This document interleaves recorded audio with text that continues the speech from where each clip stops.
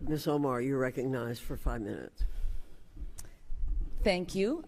President Shafiq, I wanted to get a clarification earlier. One of my colleagues asked you, have you seen anti-Muslim protests on campus?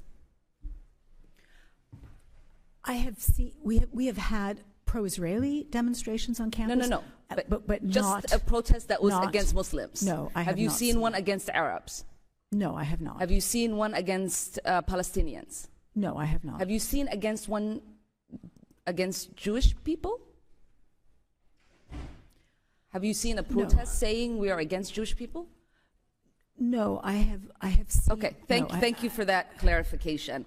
There has been a rise in targeting and harassment against anti-war protesters because it's been pro-war and anti-war protesters is what it seems like, correct? Correct. There has been. Okay, thank you.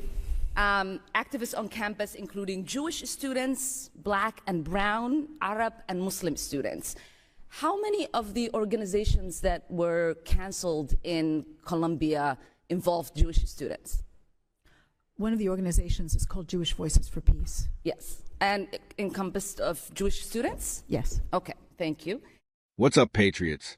Welcome back to the Liberty Trigger, the show where we call it like it is. No sugarcoating, no political theater, just truth, freedom, and faith in America. Now, folks, buckle up, because what I'm about to play for you might just make your jaw drop. Congresswoman Ilhan Omar, yes, that Ilhan Omar, has finally said the quiet part out loud. She's not just talking about religion. She's talking about banning people of faith from shaping the laws of this nation. And she said it proudly, as if it's a virtue. Let's roll that clip. There was there's been a recent attack on the democratic rights of students across the country. I was appalled to learn that in April, Colombia suspended and evicted 6 students for their involvement in the pro-Palestinian panel event on campus. It happened that all 6 students were arbitrarily targeted after the university brought in a team of private and former police investigators. These investigators harassed, intimidated Palestinian students at their homes, demanding to see students' private text messages and sent threatening emails to the leaders of those pro-Palestinian groups. I would like to ask you to speak a little bit more to this situation and ask you if you guys have utilized private former police investigators before, or is this the first time? So this was a very serious case. We had students who, on an online If you could shorten your answer, that would be really appreciated. Of course, who invited people who were inciting violence, and that is unacceptable. And so we needed to get to the bottom of it. And so that's why we brought private investigators along with notifying the FBI. How secure were you these students that you evicted and suspended were involved? Did you do any investigation? Was there a hearing? They refused to cooperate with the investigation. And so until they do so, they are suspended. Okay, thank you. And then in January, there was an incident involving students that were protesting, that were attacked with a toxic chemical substance, leaving many hospitalized. A lot of them did not receive support from the school administrators.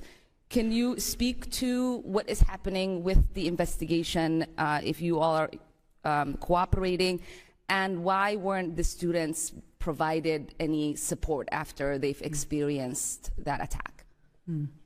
So this is still with the police. And as far as we know, we think it was an odorous substance, and we did reach out to all of those students who said they were affected. Many of them didn't want support. We also it took you guys more than 4 days to reach out to students. No, I don't believe that's correct. Okay, will you respond? Give me a written response with the fact that you all responded right away to those students? Yes, I would be happy to do that. All right, appreciate that. And it looks like there's been a lot of doxing and harassment that has taken place. What protections are a student being provided? Yeah.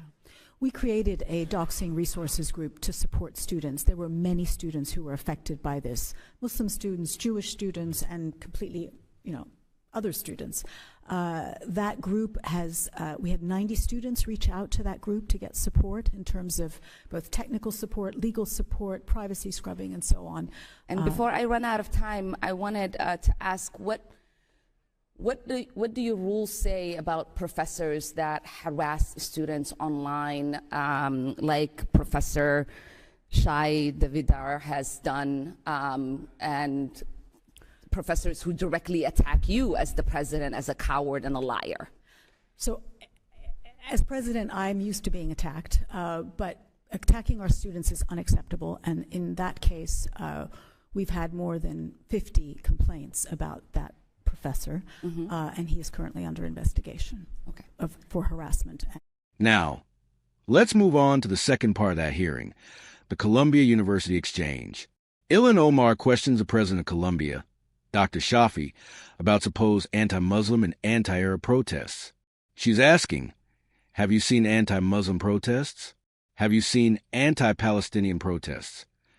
And Dr. Shafi, bless her patience, keeps saying, no, no, no, because they're not happening.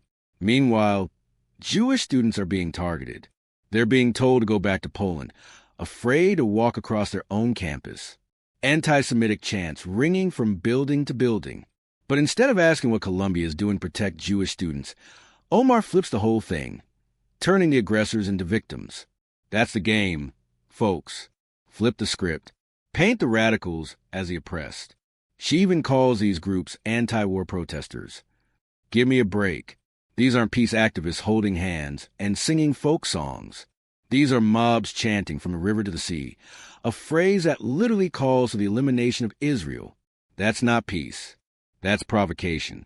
And when Columbia suspends the students who invited violent speakers, Omar doesn't applaud the university for protecting its students. She attacks it for investigating.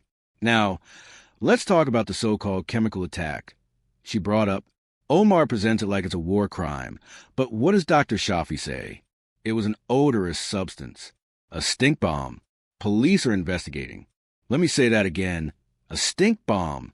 And yet, Omar frames it as though these protesters were victims of some massive coordinated assault, while completely ignoring the real fear Jewish students face every day on that campus. That's what happens when ideology blinds reality. Look, I'll be honest with you. I don't think Ilhan Omar is the enemy of America. I think she's a symptom of something bigger. We've reached a point in this country where faith, patriotism, and traditional values are seen as threats, not virtues, where defending life is extremism, and loving your country makes you dangerous. And yet, these same people will use the freedom this nation provides to dismantle the very system that gives them that freedom. If that's not hypocrisy, I don't know what is.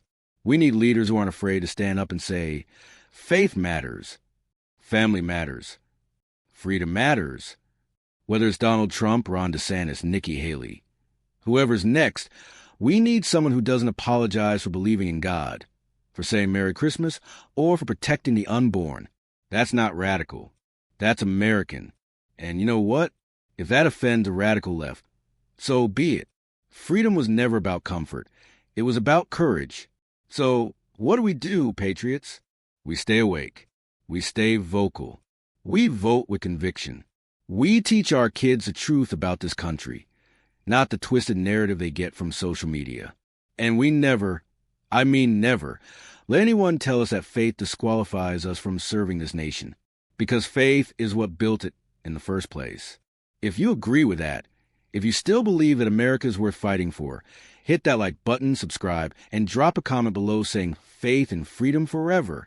This is Liberty Trigger, signing off. God bless you. God bless our troops, and God bless the United States of America.